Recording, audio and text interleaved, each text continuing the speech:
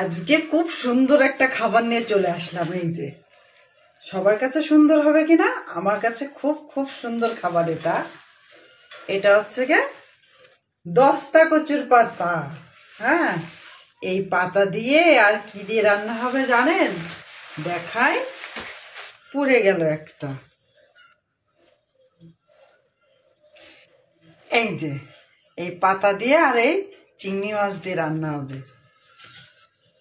কড়াইতে তেলের বদলে জল দিয়ে দিলাম, আর দিয়ে দিলাম হচ্ছে গে মাছ।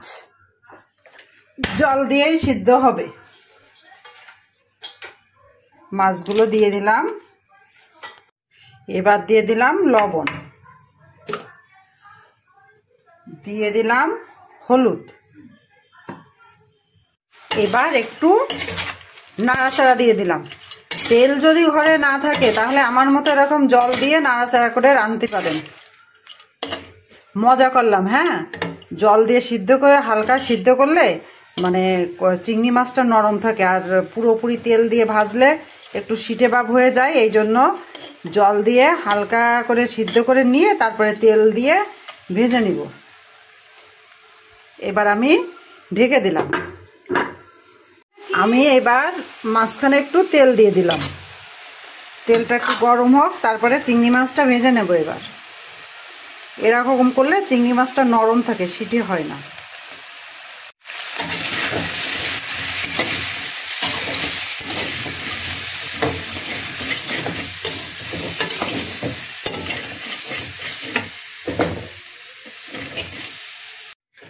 তেল দিয়েছি, তেল গরম হয়েছে। এবার কালো জিরে দিয়ে দিলাম তেলের উপর। এবার কাঁচামরিচ দিয়ে দিলাম। কাঁচামরিচটা ভাজা ভাজা হয়ে গেছে।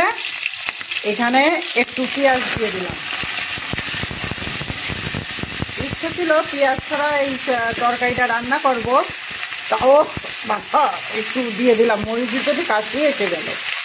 এবার আমি শাকগুলো দিয়ে দিলাম। আর ভেবেছিলাম হাতে মাখিয়ে রান্না করব জিরে দিয়ে।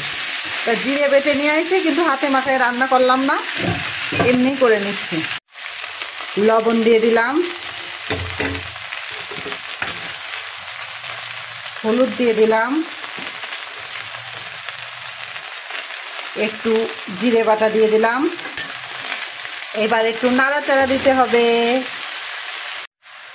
এখানে শাকটা নাড়াচাড়া দিয়ে একেবারে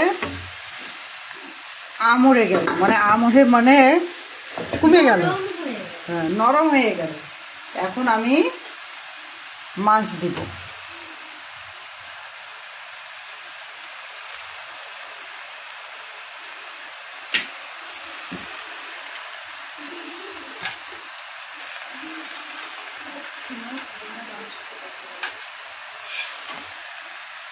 এবার আমি ঢেকে দেব।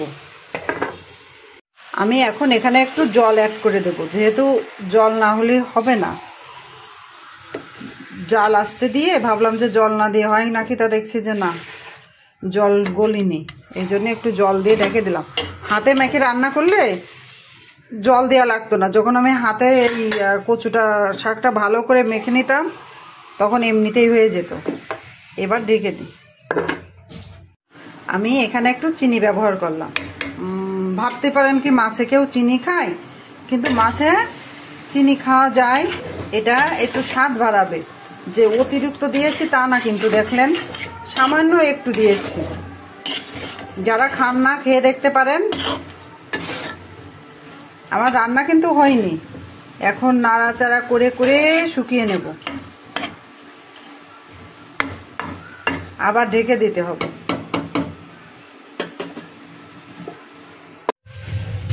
এই যে আমার রান্নাটাও হয়ে গেল। চিংড়ি মাছ দিয়ে দস্তা কচু শাক।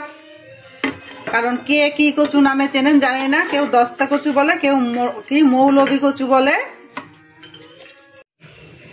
আজকে আমি কচু শাক দিয়ে চিংড়ি মাছ রান্না করেছি।